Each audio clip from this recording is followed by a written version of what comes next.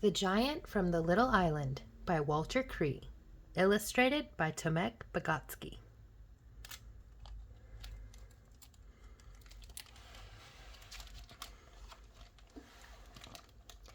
Long ago, a giant lived on a little island in the middle of the sea. He led a quiet life, for there was no one to talk to or play with. But he was happy. One day, a great storm blew over the water. For weeks the storm raged, and every day the island grew smaller and smaller as the huge waves washed it away. Finally, there was a tiny hilltop left. The giant stood on the hill, but when the water rose over his ankles, he knew he would have to leave. His heart was heavy, for he had loved the little island. But he got in his boat and sailed away. For 9 days and 8 nights, he sailed over the wide sea. Then, as the sun set on the 9th day, he saw land. Happily, he anchored his boat and stepped onto the dry ground.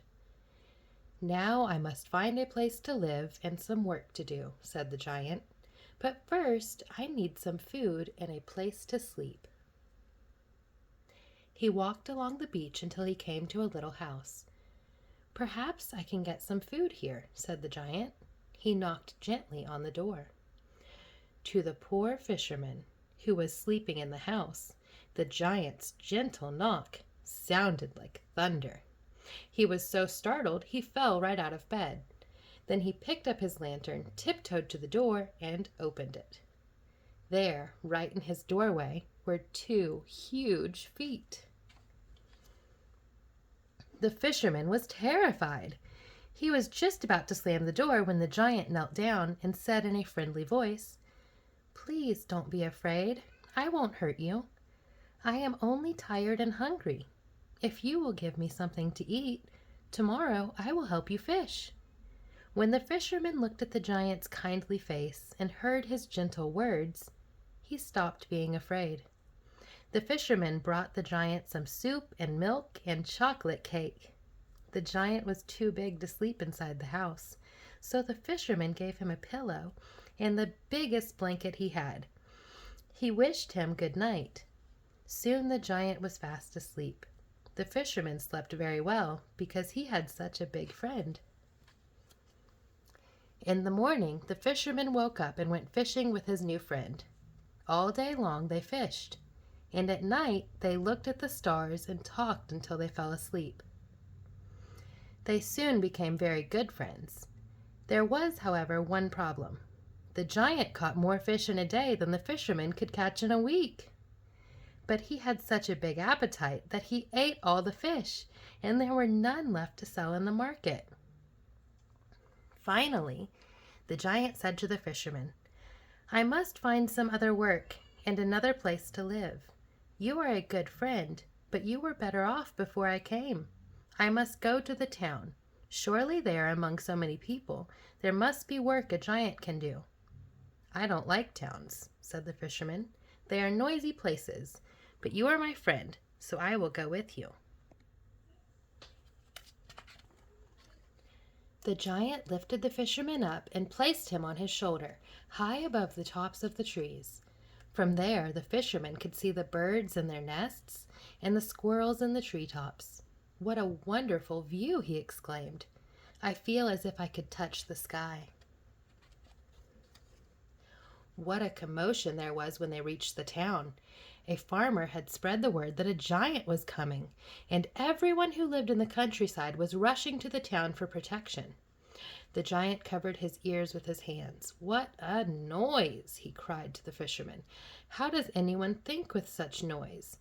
But when people saw that the giant was not going to hurt them, they ran back out of the shops and houses to take a closer look. Soon everyone in the town was crowded around the giant, laughing, talking, and pointing at him.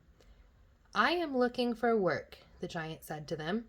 "Does anyone have a job big enough for a giant?" "Yes," cried the railroad owner.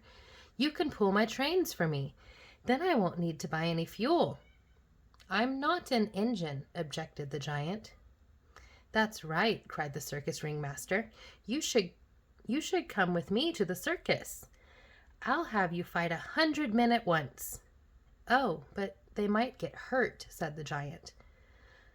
"Don't bother with them," cried the general. "Join my army. With you on our side, we can conquer all the other countries." "Never," said the giant angrily. "You have good, rich land of your own." The 3 men had paid no attention to what the giant said. They began fighting about which one would have the giant for himself. As he looked down at the 3 men, the giant saw a little boy who was crying. No one was paying any attention to the boy, so the giant carefully picked him up. "Are you hurt?" he asked. The little boy sobbed and shook his head. "My balloon has flown away. It was the biggest, nicest balloon in the whole world. I wanted to fly to the stars with it." "Ah," said the giant, "fly to the stars. Now that is work for a giant." He smiled at the little boy and gently put him back down on the street. "I can't get your balloon back for you," he said, "but I may be able to help you fly to the stars. You must come back to see me tomorrow evening." The giant and the fisherman left the town and went to sleep in a nearby forest. All night long the giant tossed and turned. "Fly to the stars. How will I do it?" he asked himself. Then, as the sun rose over the trees, the giant sat up and smiled. He told the fisherman of his plan. "What a good idea," said the fisherman as they set to work. The giant pulled up trees and quickly made them into boards. The fisherman hammered and sawed. Finally, they were finished. As the sun set, the little boy came to the forest, and with him were all the people from the town. High above the treetops they saw a tall tower, and on top was a huge wheel hung with beautiful painted boats. "Come," said the giant. "Come and fly to the stars." He sat the little boy in one of the boats. The great wheel twirled around, and the fisherman played a gay tune on his accordion. "I'm flying!" cried the little boy. "I can almost touch the stars. This is the most beautiful thing in the whole world." Everyone wanted to fly on the giant's wheel. Even the railroad owner, the circus ringmaster, and the general forgot their fight. Soon all the people in the town were taking turns to ride near the stars. The giant and the fisherman wandered on, and in each town they visited they built another wheel. And in each town quarrels were forgotten as people rode the giant wheel to the stars. One day the king called the giant and the fisherman to his castle. "Until you came, the people in my kingdom were sad and quarrelsome," he said. "Now you have made them peaceful and happy. Choose your reward." "We could have gold and silver," said the giant. "Or rubies and emeralds," said the fisherman. "But what we really want," they said in unison, "is our own little island." And so the king gave them a beautiful little island. It was close enough to the land for them to see the giant wheels, but far enough away so that they weren't bothered by noise. And there the giant and his friend lived happily for many long years. Today the giant's wheels can be seen in parks and at carnivals, making people happy as they fly to the stars.